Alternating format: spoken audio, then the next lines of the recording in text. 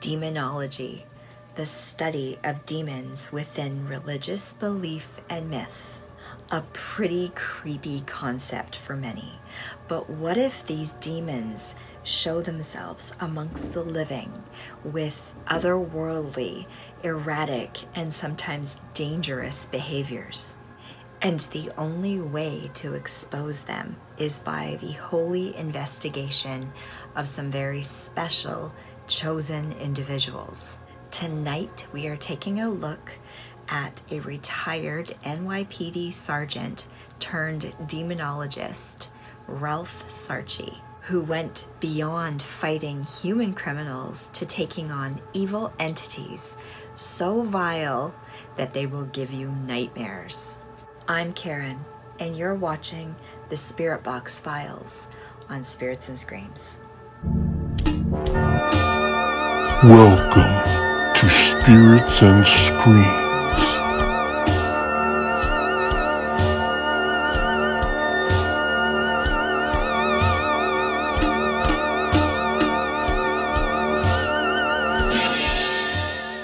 New York, the most populous city in the United States with approximately 8 million people. A global center for commerce, culture, technology, entertainment, and fashion. Lots of people and potential for crime. Tonight, I want to take a look at one of its former residents who had some incredible life experiences, so wild and terrifying that he wrote a book about it. The question I pose to you after you watch this episode is, would you believe it possible or think it's all just a big hoax? At a young age, Ralph had an interest in horror movies, just like me. And his parents allowed him to explore it, just like me. When the book, The Exorcist, first came out, he talked his mom into buying it for him. Totally not like me. I was way too scared at that time. He was so intrigued by the book that when the movie came out in 1973, he convinced his parents to take him to go see it. And it terrified him. The part especially was when Regan's eyes rolled back into her head and go white. That absolutely freaked him out. Although in later years, as a demonologist, he learned that most of the things in the film were fictitious and nothing like the stuff that he would see and experience in the cases that he would go to.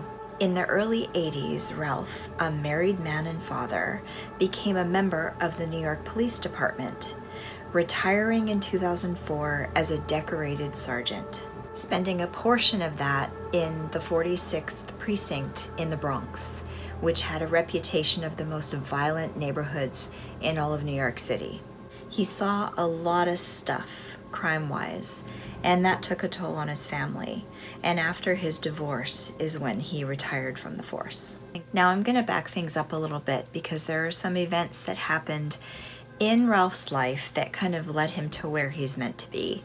And in the beginning, when he was married to his wife, she worked in props for film. She worked with The Exorcist, and he thought it would be a great idea for them to maybe purchase the bed from The Exorcist, seeing as he had that interest in horror movies. And she immediately said, no way, it's probably cursed or something. So they never did buy it. Imagine if they had, that would have been pretty incredible. She also encouraged him to read the book Satan's Harvest. He loved that book, was very interested in it. He looked up Ed Warren and actually contacted them because he was beginning to be interested in that kind of stuff. And they took him in. He learned all about demonology, and Ed encouraged him to become a demonologist and help them out, work for them. Because of his passion for helping people, human people on the street, against criminals, he felt it was kind of made a lot of sense that he would take on these evil entities that were terrorizing people in life. And he thought that just was a progression that he needed to take. It was kind of a calling, if you will. He talks a lot of times in interviews about how he didn't really choose to do that or want to do that. And the more that he's gotten into it, he has gotten away from watching horror movies or any of that kind of stuff. I expect it's probably pretty different real life stuff than it is in the movies, and very scary to watch these movies again and know the stuff that's happening. I find this all so fascinating. So he began taking classes at the Warren household for demonology to learn everything, and Lorraine said to him, many people are interested in this, and the minute they go on one case, they're so terrified they quit right away because they had no idea it would be the way it was. Ralph, I think, has a different kind of personality. He's very hardcore, very intense, very serious, dedicated, comes across as very gruff, if you will. And I think he's doing it because it's a calling rather than an interest, if that makes sense. He's so driven to help people that this is the kind of work that he's taken up, and he still does it to this day. I really one day hope I can get him on an interview to chat with him about all these things, because I find it so interesting, so terrifying. I can't even believe I'm doing this show, because it really does scare me, but I figure face my fear and go through it so that I can understand it better. And I think in doing so, it'll lighten my fear and I'll be able to take it. But very, very creepy if you believe in that kind of thing. And I'm sure very creepy if you've experienced some of those things, even if you don't believe in it. So Ralph's job was to go to the homes of the people that they decided needed help. The ones that it wasn't maybe mental illness, it wasn't just a desire for attention, that kind of thing, but people that actually needed help. And there are lots of people involved in this business. Not that it's a business, because they never charged or made money for any of it. He would go with a sidekick to determine whether the person actually needed to take things a step further. They would go through the signs of possession, like a checklist, to see if this person was indeed being inflicted by something otherworldly. Things like if the person could speak in a foreign language that there's no way they could have known. Superhuman strength. Something like a 90-pound woman, have to be held down by like 5 really strong guys and could easily throw them off. That sort of thing. As well as having an intolerance of holy objects. Things that they would hide in the place or put around that the person wouldn't even know were there, but they could detect that they were there. Kind of knowing things that they shouldn't know. All of those kinds of things. They would go through a huge checklist. They had doctors involved with them that would check them out as well. So they'd rule out all the stuff. Very, very, very rare that someone was possessed or that being inflicted by something demonic. But it would happen. And he said, the first time seeing it and kind of experiencing it, like I said, nothing like the movies with pea soup and head spinning around, that kind of thing, but very, very scary. And, he just felt really strongly that he had to help people. It was like a thing that he was brought towards doing, and he just couldn't see himself doing anything else. I don't believe Ralph ever performed the Roman ritual, the rite of exorcism. He just was there to decide whether, this person does need more help than what they can give. Because I believe that a person that performs the exorcism has to be someone, a priest, someone who's completely connected to God. I'm sure that he could do cleansing. The actual exorcism part had to be done by a priest because it's a dangerous thing if you're not doing it right. But he still in himself had to become very pure. Go to confession, become fresh, new, connected to God before you could enter into this and do this, because the demonic is, as they say, very intelligent and cunning and can really trick you and that kind of thing. So very different from, a vampire in a horror movie, and the crucifix keeps the vampire away or makes them succumb to you, that kind of thing. Not the same kind of thing at all. But the more I've studied about this and the more I've read, it's so scary. I'm going to get into more of his life story and stuff that's happened with him. In future episodes, I'm going to talk about some of the different demonic cases and things that I've actually read online, the actual possession and the stuff that they go through. I gotta work up to that though, guys, because this stuff really does freak me out a lot. But I think it'll be really an interesting thing for you guys to hear about. And I'd love to hear your thoughts. While he was in the police force, he was kind of doing this stuff as well. And most people in the police force, his close people that were around him, were really supportive of the fact that he was doing this and totally believed in it. Some people didn't, you know, but a lot of people did. And through his work, the police force, he actually, there was I think a person that worked for a publishing house who was connected to writers. So they knew what he was doing and what he was involved in. You know, the nature of police work too. Like, he probably saw a lot of really weird stuff. The publishing house reached out to him through his work, his police work, and asked him to write a book. And he thought, what? I don't write. Like, this is not going to be good. I'm not going to be able to do this. I don't know what I'm doing. I don't know how to do that. But they eventually convinced him to work with this other writer, and she's the one who worked to complete this book. And I guess eventually he finally decided he would do it. Got together, started telling his stories. The book, it's now called Deliver Us from Evil. It was called Beware the Night initially. That changed because the movie that came out, the movie changed the book's title and, you know, did another publication of it. That's why that went that way, kind of out of his hands. He wrote the book. It's got so many stories. I've read it. It's incredible. If you love that kind of thing and you want to hear stories like this, it's just chapter after chapter of different cases that he's been on in his life and stuff like that. And it's fascinating, absolutely fascinating. I highly recommend that you check it out. It's really worth it. Maybe read it in the daytime, you know, not at night with the lights out, because it's pretty chilling, you know, pretty scary, the stories, but really incredible. So from the book, the movie people had at him, you know, they're like, oh, we got to make a movie of this. And that's the film Deliver Us from Evil that Scott Derrickson directed. I did a review of that in a previous video. You can go check that out. I found that movie to be good, really fun, and really interesting.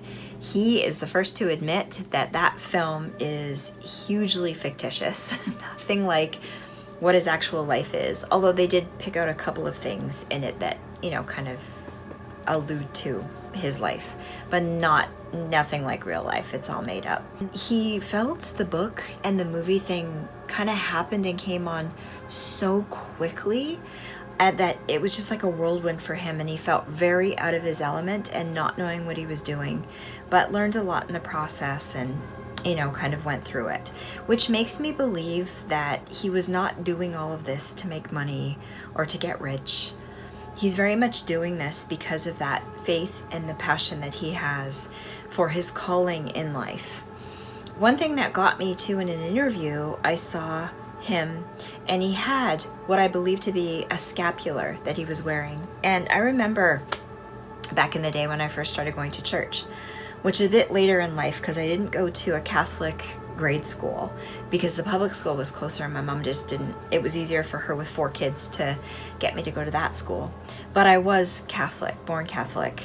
And I went in about grade 8, started going back to church to, I had been baptized when I was a baby, but in later life to get back into First Communion and confirmation.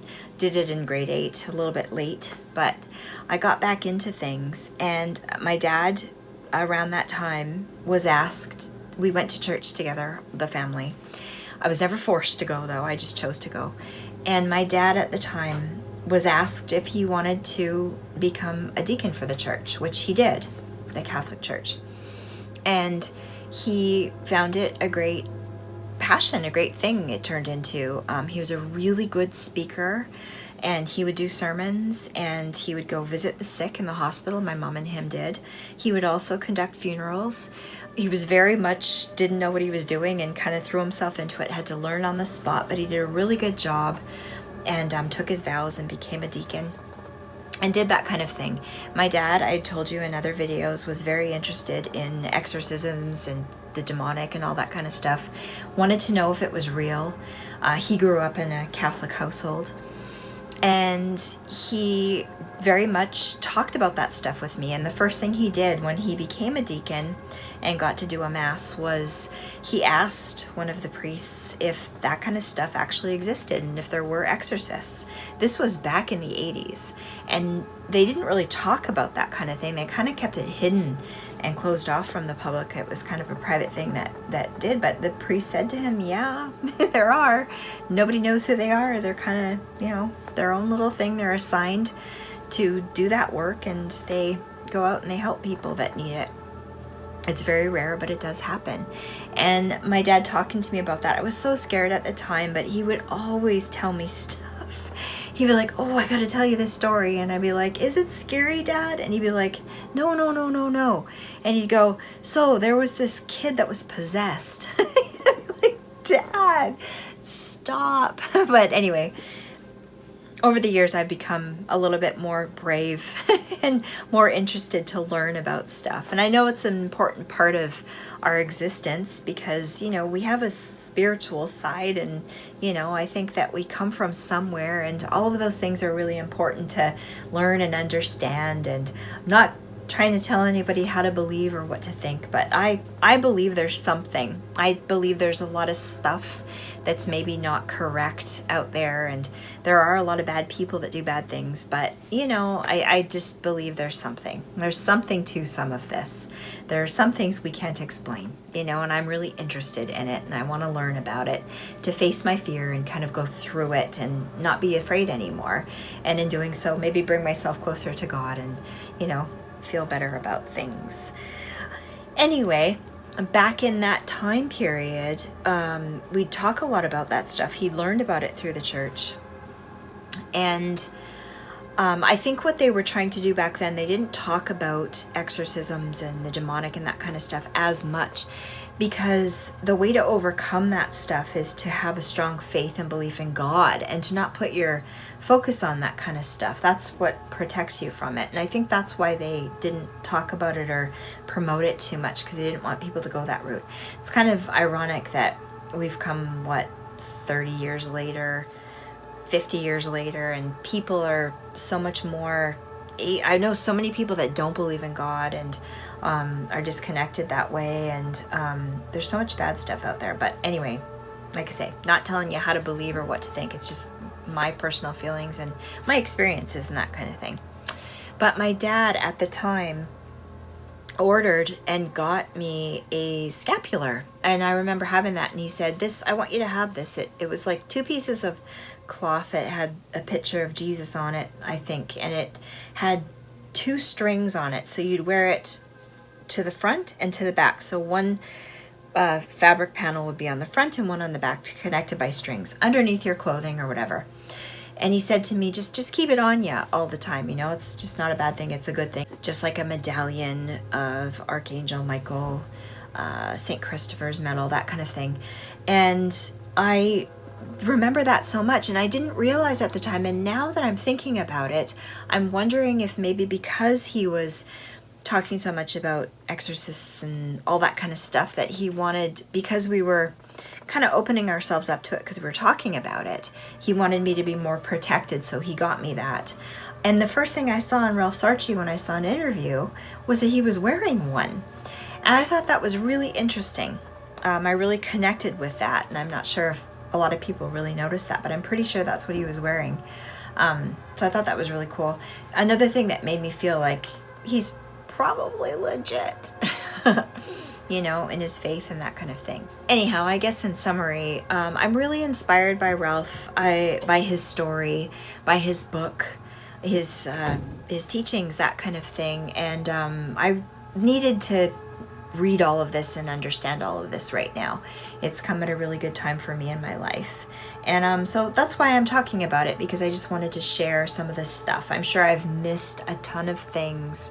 I've probably screwed up some of the dates and names. I'm sure a lot of you will correct me, you know, and that's fine.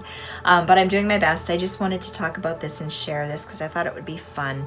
A little bit different from my movie reviews. That being said, I'm going to be doing these shows once a week, and I will still be doing my movie reviews as well. So don't worry about that. I just feel this is a really fun thing, and I want to talk about this and share these stories, and there's so many of them I want to get into with you. So I brought up my dad and my connection to religion and that kind of thing. Because in Ralph's family, when he was working on these cases, his family, and in particular one of his daughters, they'd have weird stuff happen in their home. When he was out of town on a case doing something, they'd have strange things happen that were pretty scary. They'd have heavy objects fall off a shelf and fly across the room, and they couldn't explain it.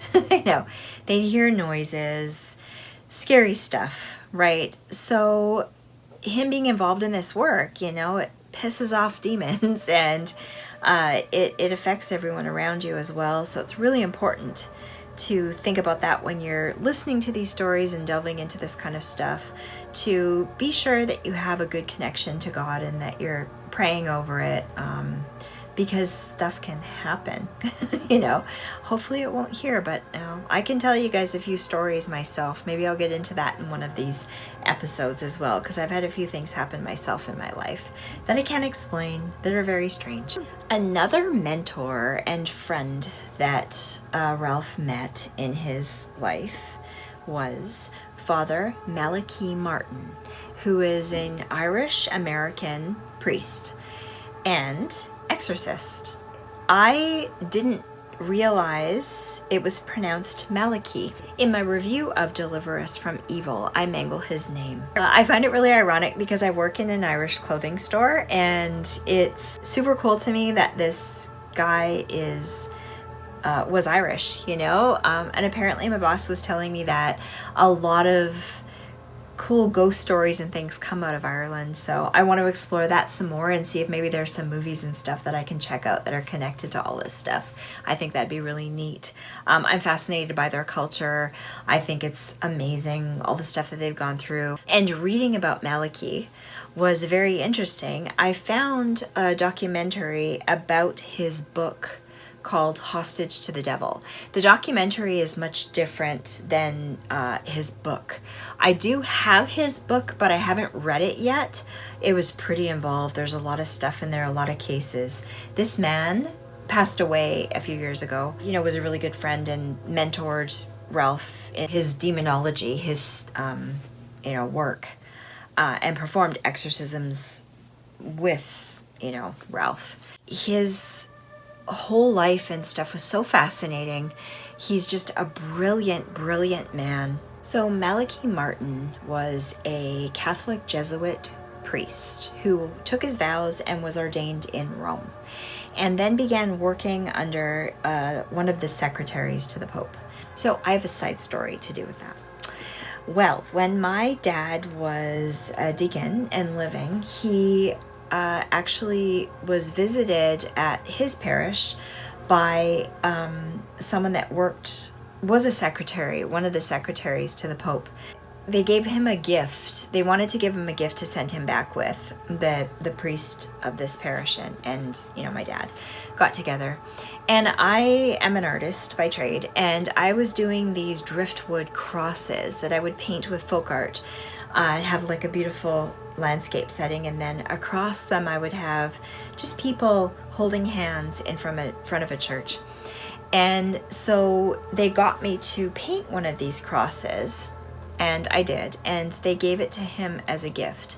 And he said he would take it back to the Vatican and it would go in there, and because of that, everything in the Vatican is put into their archival history and documented kind of thing. So I thought that was so special. I was like, one of my sisters made a joke and said, because she knew me, that she was guaranteed she was going to heaven now. Which is absolutely not, I don't know. But I thought that was really cool, and it was a really special moment, and I always think of that. And when I heard this part of the story, that Malachi worked, for one of the secretaries, I thought of that. Oh, that's pretty cool. But he did actually they decided also that he would do better if he could go to America to work instead of just working in Rome and, ending up not really doing much with his calling. And so he asked, or they allowed him to remove a couple of his vows, like one being the vow of poverty.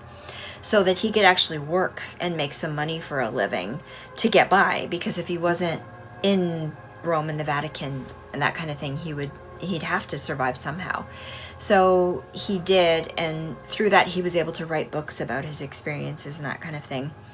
And this guy was just incredibly intelligent, really down to earth and really loving, like really easy to get along with and talk to, and a really amazing man, apparently.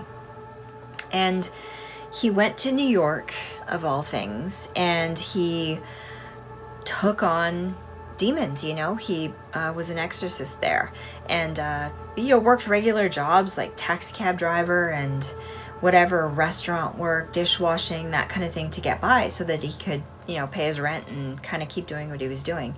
So lived in poverty, never really made a lot of money, remained celibate the entire time. There's a lot of controversy and criticism because of the stuff that he did, that he'd left the priesthood. He wasn't actually a priest, but I don't think you ever really stop being a priest once you make that kind of calling. So anyway, that's how he ended up in New York.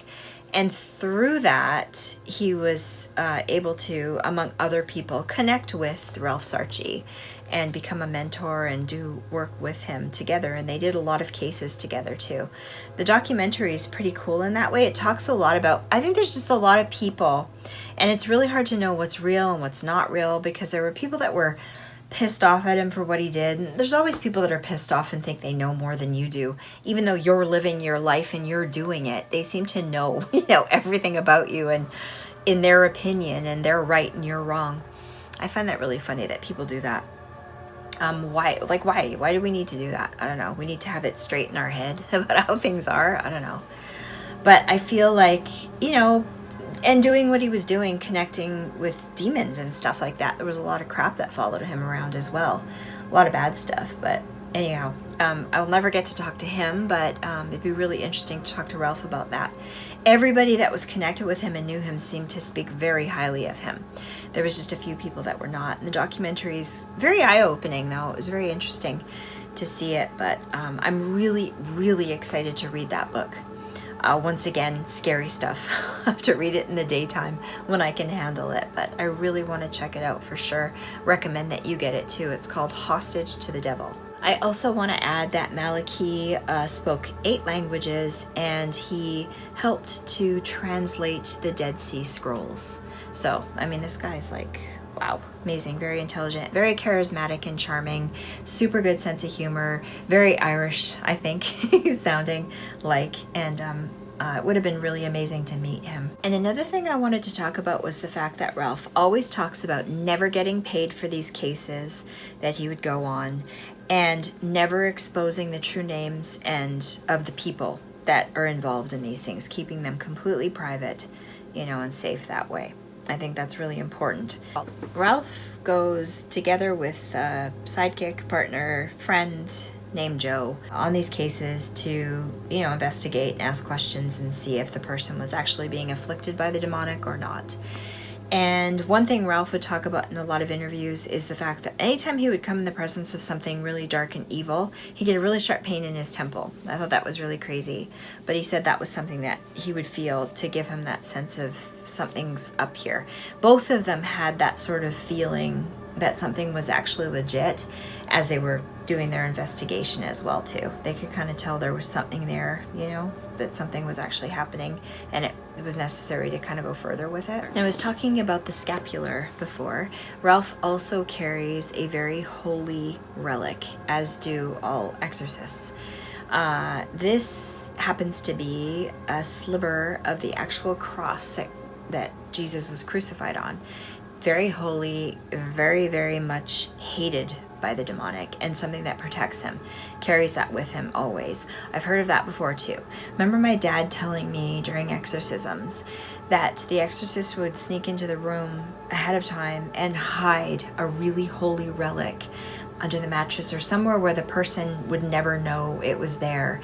And if they knew it was there, they knew something was weird and something was up, because there's no way of knowing that. Yeah, very scary stuff. Like I said, I've had a couple things happen myself that I do want to talk about at some point, but I think I might leave that for a separate video. Stuff that I'm like, I can't really explain it. It kind of freaked me out at the time a little bit, but yeah, so that's something that they do. They say possessions are very, very rare. The actual thing is very, very rare, but when they do happen, sometimes they can take one exorcism to cleanse the person. Other times it can be many. You know, it's really difficult because that person also has to use their faith to fight against it and kind of pull themselves out of it, because you're essentially, you know, being broken down by the demonic to the point where you become really helpless and you kind of give in to it, as opposed to, you know, just something attacking you randomly and then, you know, something needs to be kicked out. It's the person has to fight as well, so it can be a very difficult process to get them to fight their way out of it and get rid of it. And then you have to go on to lead a life that's holy. You know, you can't live with like pentagrams and things all over your home and you know, doing satanic things and all of that kind of stuff. You have to believe in God, and you have to pray and have faith and maybe go to church and that kind of stuff too, to be able to fight against it. So it's something that I would expect as well, that if you get that low and that close to it, that you become very open, easily, you know, afflicted by it in the future too. Something you have to rise up above and, you know, go into the light, be more full of light and positivity and out of it to be able to fight it. But anyway, that's something that they have to go through, so it can take a lot of sessions and can be a little bit more difficult. So the whole process of that, the whole idea of that, and the thought of that is terrifying to me. Absolutely terrifying. Because I think things are much, much different than the movies. So, and I think that's even scarier than the movies, to be honest with you. I would rather see someone with, you know, head spinning around with pea soup. Like, I think that would be easier to take than some of the stuff that I've read about in actual cases. So scary. And Ralph in his interviews does talk about the fact that infestations are common. So dark energies, entities, things attaching to places and being around are super, super, super common. And he talked about demons, because people ask how many demons are there. What they gather is that there are so many demons that they could, if they all stood together, they could block out the sun. Like, it's crazy. They're all there. They're always there. But how you choose to live is whether they affect you or not. And if you're living your best life, you know, really in a holy way, you're not going to be as connected to that kind of thing, and it's just not going to bother you or affect you as much. Another scary thing. Very scary. And Ralph talks a lot about the demonic showing itself as a friend, or someone who wants to be your friend, or a family member. So people see ghosts, or they start connecting with the other world through whatever things, Ouija boards, tarot cards, stuff like that, and they start connecting and talk. Spirit boxes, right? They connect and talk to what they think are ghosts. People really get them intrigued by their stories, and following and asking them questions, and eventually opening themselves up to letting that thing in. Demons, if they move things, or they do like crazy stuff, like, you know, throwing a bowl across the room or that kind of thing, ghosts can't do stuff like that. So human beings that have passed over are fewer hanging around than the demonic, apparently.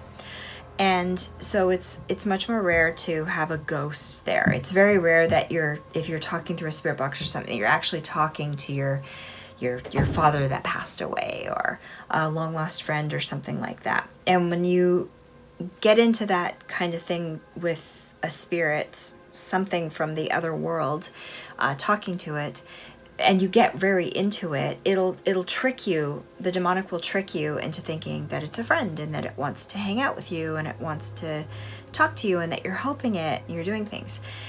But demons hate us, you know. They despise humans, and they don't care what happens to us. They're trying to destroy us because we embody God, you know, and they hate that.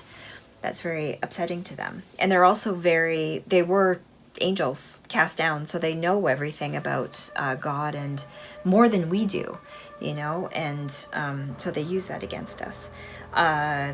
very scary, very terrifying. I never really thought about it that way. You know, you think you're communicating through someone through a spirit box, you start talking and they're answering your questions and stuff, and it's interesting. You want to know more. You want to get more into it, and it can go to a really dark place. You have to be really careful with that kind of stuff, is what he talks about.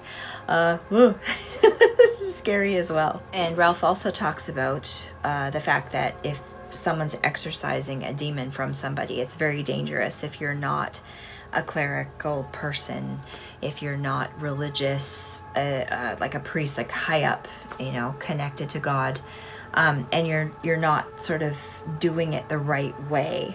It's not going to be a good thing. You're not going to be able to handle it, because the demons can be so tricky, you know, manipulate and that kind of thing, and you won't really know what's happening. So never, never, never do an exorcism, kids. Don't ever do that, because it's dangerous. I would never do that, man. I would never, never do that. If someone was levitating or talking in strange voices or something like that, I would definitely run for a priest. I wouldn't try to take that on myself. I don't care who it was. So essentially he's talking about ghost hunting being kind of a dangerous thing to dabble in, to play with, unless you're very devout and you're, you know, protected, because anything can kind of come through those devices or that kind of thing, and you don't know what you're talking to or dealing with, and stuff can affect you years later, and it may not affect you as, you know, in the same way that you've seen in a movie. It might affect you by things being really dark and bad happening to your life, you know, very devastating, bad things coming to you later in life because of it as a result. So anyways, not something to dabble with. One thing I will never, ever, ever, ever do again, because I've had several bad things happen, is do a review or a video on haunted dolls, Robert the doll in particular. I won't do that ever again. One day I'm going to put that video together. I'm going to tell you some of the stuff that's happened, but weird stuff. You know, you hear about people laughing and joking about it, things happening, but yeah, when it happens to you, you're like, holy crap, what the heck? So yeah, won't do that. Don't recommend anybody do that kind of thing, because I think it's pretty serious. Now I'm going to talk about Ralph's friend, Joe, that I brought up before, the guy that worked with him. Well, he met Joe Forrester, through Ed and Lorraine Warren. And ironically, Joe was part of the police force as well, kind of in the same area. And he was a polygraph tester. And so Ralph thought, oh, we're never going to get along, because I'm out on the street trying to put these criminals in jail, and he's trying to figure out a way to let them go, get them off the hook. But they ended up hitting it off and being really great friends and working together quite a bit. They did have a few times where they had falling outs, disagreements. There was a time where you know, Ed and Lorraine Warren were going through a lot of stuff with the movies and stuff, and Joe wanted to distance himself from them and kind of pick up his own thing and carry on with it. And Ralph didn't agree with that, so they kind of had a bit of a falling out, but they came back together again and did work down the road, so it was all good. But yeah, it's just really funny as I'm doing the research for this, seeing all the connections that everything has in life, how things bring you to a certain place. And even me, having reviewed a couple of movies, I really love Scott Derrickson's films, and doing Deliver Us from Evil was really amazing to me. But I caught that movie a year or something after it was released. A lot of people had seen it. It kind of went under the radar. Then when I brought it up, there was a lot of criticism of, oh, that wasn't a good movie, it was really stupid. There was a lot of, oh, it's so fake and all that kind of stuff. And I wish I had seen it when it first came out, was in the heyday of it. But I'd kind of missed that. But I knew something in me was saying, no, but that was an interesting story. And then when I saw this documentary, Hostage to the Devil, I was like, oh my God, all of these people are connected to that. That's very cool. I need to explore this further. And then I debated, should I do this or shouldn't I do it? I'm doing movie reviews. This is kind of off the path. I was a little scared of it, but I posted about it, and so many people were encouraging me to do this that I decided I'm going to do it. And I'm really glad I'm doing it. actually. But it's just funny how life's connected that way, and kind of things happen for a reason and bring you to where you need to be. I find that fascinating. Ralph and Joe together founded the New York chapter of the New England Society for Psychical Research. And that was originally founded by Ed and Lorraine Warren. So I thought that was really cool. I think they ran that for a while. But like I said, Joe wanted to branch off and kind of do his own thing with it. And so they, I think he kind of did for a while, and then they came back together. But they're all doing the same stuff. But you know how friendships go and life's kind of change. These things happen. So some strange things happened to Ralph's family. Like I said, his daughter, there was an instance where a thing flew off the wall, like a picture frame, and freaked her out, you know. And Ralph was talking about the fact that this kind of stuff is the demonic trying to scare you and distract you from what you're trying to do, because they don't like him. So he's trying to stop them and get rid of them and help people. And you know, it was attacking and playing on his family to try to bring that down so that he would stop doing what he's doing and pay attention to his family instead. So I thought that was interesting. So through the books I've been reading and that kind of thing, I have come across some really scary cases of possession that I do want to talk about, but I think I'm going to leave them to individual episodes in this series because they take a lot more to talk about than I can do right now. But I wanted to open with his story because I think it opens up a lot of things that I'll be able to talk about down the road. But I did want to touch on one thing that I read about, and he talked about, you know, people dabbling in the occult and opening themselves up with meditation, and in particular transcendental meditation. What it is you're meditating, you're completely opening up yourself, like focusing on yourself and opening up your mind, clearing your mind to let something in.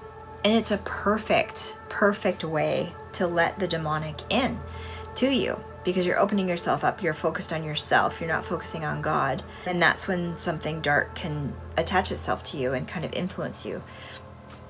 Terrifying. I was like, wait, what? So when my dad became a deacon, he got very much into meditation and transcendental meditation. And he would go on retreats and stuff like that with my mom for the weekend to do these meditation things. And I remember him describing it and talking about, he'd go into the basement, he'd be in a dark room on his meditation stool, kneeling, and completely clearing your mind and opening yourself up. And he said, you'll hit different levels as you go, and it's hard to do because you constantly are distracted by the outside world. Your brain starts thinking about stuff, and it's hard to clear yourself that way. And he said in some cases you'll get to a level where you'll see something really ugly and awful, like something demonic, and you're supposed to ignore it and rise above it and keep going, which is fine. My dad was doing it in relation to praying and prayers and all that kind of stuff, going to retreats with monks and that kind of thing. But I thought about that and I thought about what Ralph had said, and I thought, you know what? That's totally possible that you could open yourself up that way. I think so much better to meditate with praying, right? And connecting to God than just opening up and clearing your mind and freeing yourself open to something else. I think entirely possible that something bad could come from that. Really scary. But I do believe in the power of prayer, and I think that's a good thing, and that you could meditate on God, you know. Another interesting thing with meditation, you're looking at chakra points within your body, right? I'm sure you guys have heard of that. And one of the things that I've read about very recently that I didn't know about is when the demonic enters a person or afflicts a person, they often the exorcist has to pinpoint the chakra point where the demonic entered. Could be the back, could be the chest, head. Often people that are afflicted or possessed have weird sensations or pains in certain parts of their body every time they kind of go into one of these weird trances or something that the demonic is affecting them or entering into them. So scary. Oh my God. But that makes sense. That makes a lot of sense. I didn't know that was a thing. Did you guys know that? I didn't know. Anyhow, I do a lot of cleansing prayers throughout the day. I'm my whole existence is connected to God. Ever since I started going to church again in grade 8 and made that connection, nothing else really makes sense to me other than that. Totally not telling you guys how to live your life. You're free to choose. We're put here to be free, right? Free will. So you choose whatever you want to believe or whatever, but that's how I feel. Completely connected that way. So I'm constantly saying cleansing prayers and prayers. I'm aware of stuff. I try to live my life that way as best as I can. I know it was interesting. My life, I've been through a lot of junk.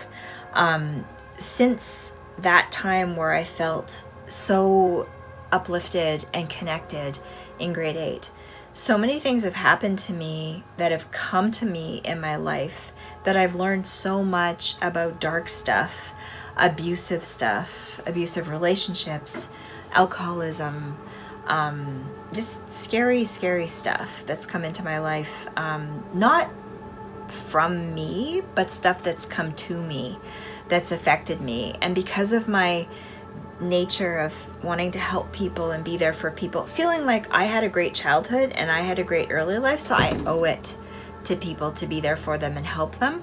But I've gotten caught up and dragged down into it sometimes, and I've come out of it again, and I'm really grateful for all the experiences I've had in my life. But I think that it's really important to keep prayers going and to keep that connection going no matter what you're going through in life, and know that things can always get better and you can always come out of it, and share your experiences and talk about stuff with your friends and people that you trust, because you can get through things even if they seem really, really bad. And it's really sad and unfortunate to me when people go into that dark place and then the darkness and kind of go there and want to drag other people in there with them, and they just feel hopeless, because you really shouldn't. There's always somebody there that can help. There really is. And there's always a way. You're always learning things, and there's always another chapter in your life that you're going to experience. Okay, now I'm going to tell you a dream I had one time. My father had passed away. It was probably a few years after he passed away, and I had a dream, and I was chatting and connected with this woman, and she had dark hair. She was about my height, and she seemed like she was my friend and being really friendly. And all of a sudden, it felt weird. She was looking at me really weird and very close to me, and I instantly felt this urge to get away, and couldn't get away. And suddenly my dad came into my dream and she stood back. He came between us, facing her, and he was wearing his white alb that he used to wear when he was a deacon, and he had a cross, I think, and he held it out, and I could tell he was just starting to say a prayer, and she stared at me and knelt down, looking at me, smirking. And she lowered her head as he was chatting, like talking to her, chanting to her, praying at her. And she kind of bowed down even further, and then I woke up. Thinking, what in the heck was that? It scared the heck out of me. So that story kind of makes me feel that whole idea of the demonic trying to be your friend, and connecting to you that way is something that, and you losing control really quickly of it, is kind of something that rings true. I don't know. Maybe the dream was just, I watched too many horror movies and I had that dream thinking of my dad. I don't know. It felt very real though. I felt very safe. Since then, I've always felt very safe that my dad's always there. He's always close by and always around us, helping us and there for us if we need him. I feel very blessed that way, actually. But that being said, I still pray, to Jesus and to, different saints and to God when I need to, and pray for guidance and the right thing to do in life, that kind of thing. But anyway, I thought I'd share that story with you. So to talk a little bit more about Deliver Us from Evil, I really enjoyed that movie. I thought it was a lot of fun. I recommend that you watch it. It's fun. It is very Hollywood, you know. Parts of it are a little bit crazy, but it's a fun one to watch, I thought. In that movie, the people that acted in it got to actually listen to and watch a VHS tape, an actual exorcism happening where someone levitated and that kind of thing. Absolutely terrifying. The actress that got to watch it said, okay, this is not something that's open to the public. Nobody gets to see this. It's not leaked anywhere. It's nowhere. But under contract, they were given the video to watch so that they could get some inspiration for their characters in this movie. The girl said she watched like a couple of minutes of it and was so scared of it. She had to shut it off and she couldn't watch it all. She just couldn't do it. It was just too freaky. But yeah, that's so crazy. But that's how private and secretive they are. They don't like let that stuff be shown, or they don't talk about the actual people involved in these cases and that kind of thing. The reason they were given it to watch it is because they needed to kind of see, you know, what it was all about and get into character. And another reason they videotape the exorcisms is to, you know, see if there's anything else there that they're missing that they can't see while they're doing it, so that they can go over it, often documenting stuff in the initial investigation to give it to the clergy to decide whether they actually need to do an exorcism or not, kind of thing. So scary. Another thing that's very creepy that Ralph talks about, and I've heard other people talk about too, is when someone's demonically possessed, they have this otherworldly look in the eyes, a blackness, a darkness. I feel I've seen that in my life. I do, I really do. Very scary. It's different than someone being under the influence or on drugs.